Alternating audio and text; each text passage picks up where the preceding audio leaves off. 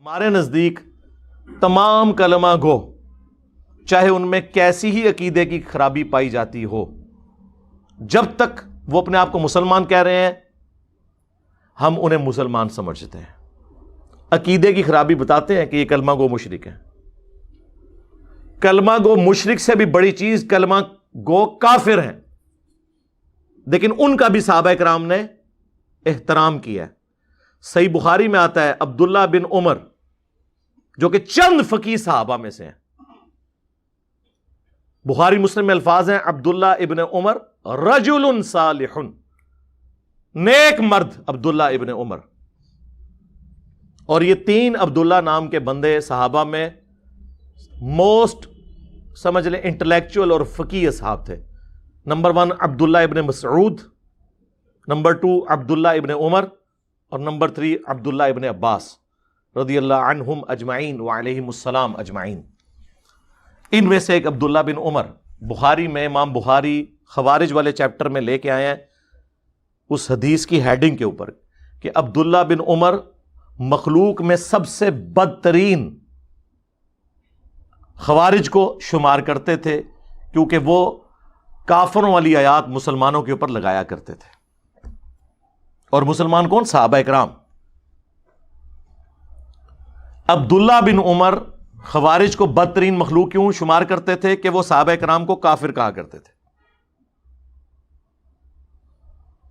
تو خوارج ہو گئے کلمہ گو کافر،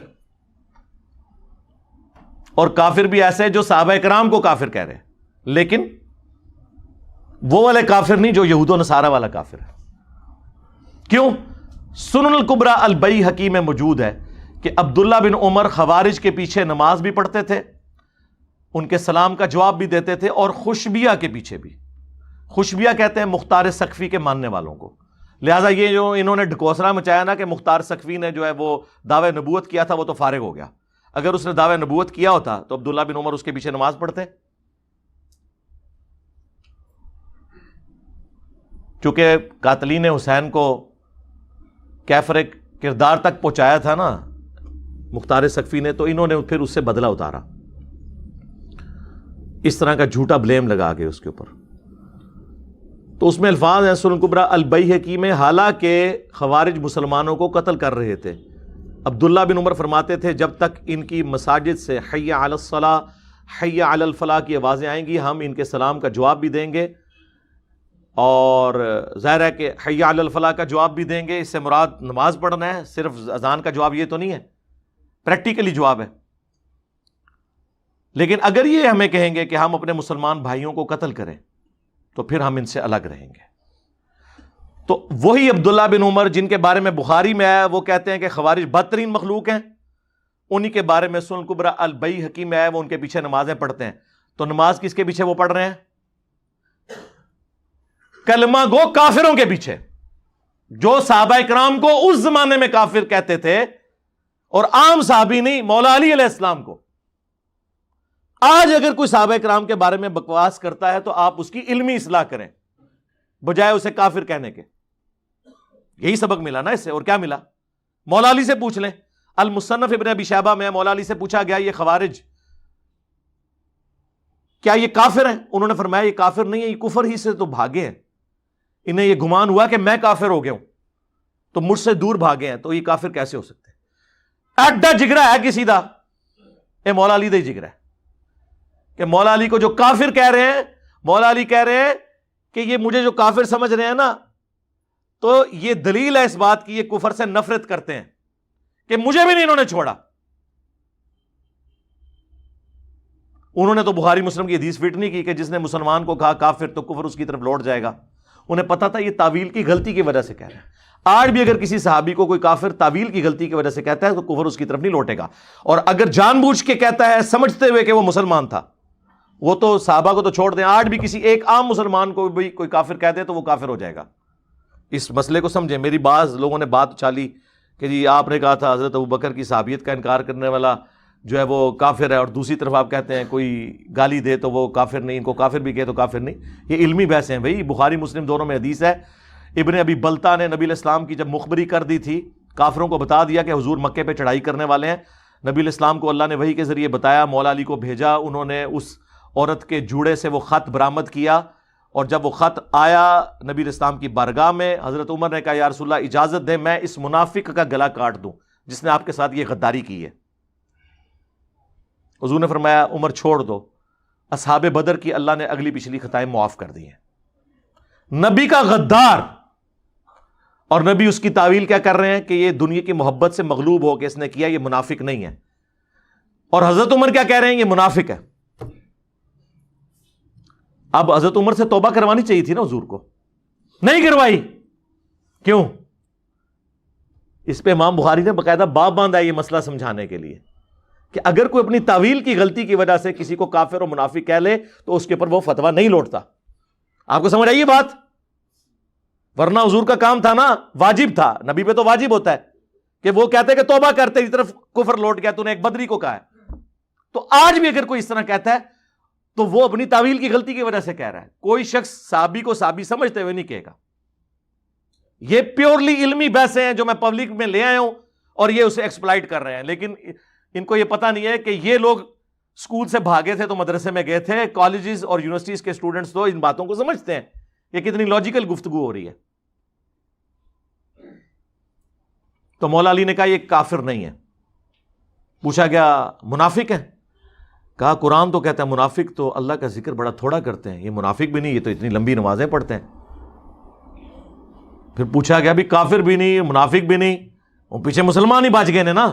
سورۃ البقرہ میں 3 ہی کیٹیگریز آئی ہیں، اہل ایمان، کافر اور منافق، چوتھی تو کوئی کیٹیگری نہیں ہے۔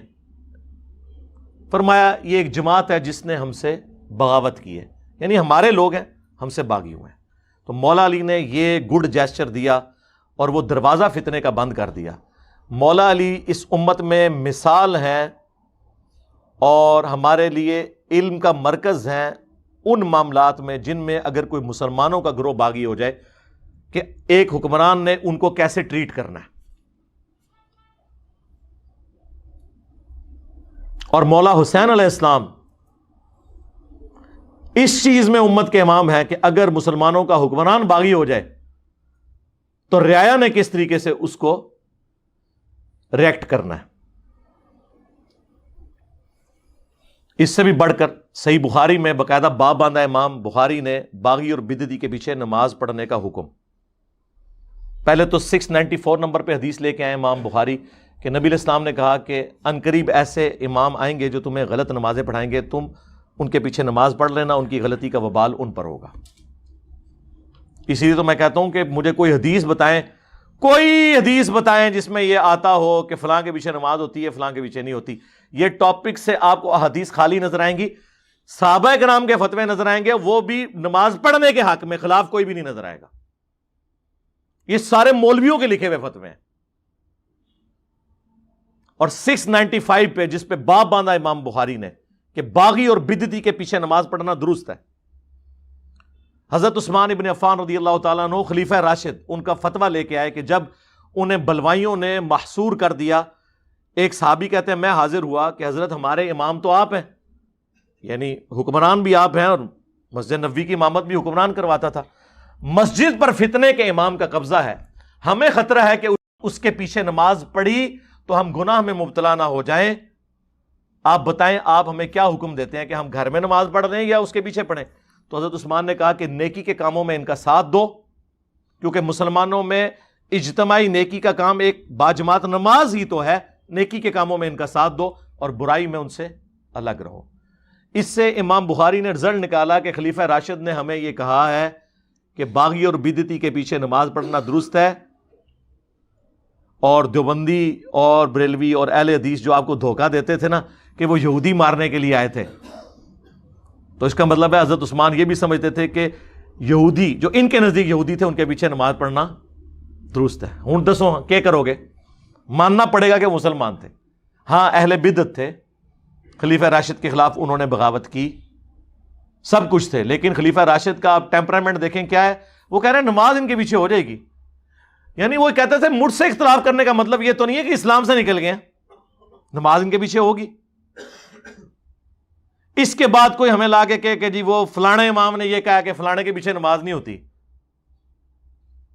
وہ اپنے مامیاں دے فتوے اپنے کول رکھو، مامو پارٹی سانو نہ کوئی فتوا دسو، ہم فتوا آپ کو بتا رہے ہیں عبداللہ بن عمر کا، اس سے بڑھ کر مولا علی کا اور حضرت عثمان کا، تو آڈے بابے تے امام تے شاہی کوئی نہیں سوری شاہی کوئی نہیں،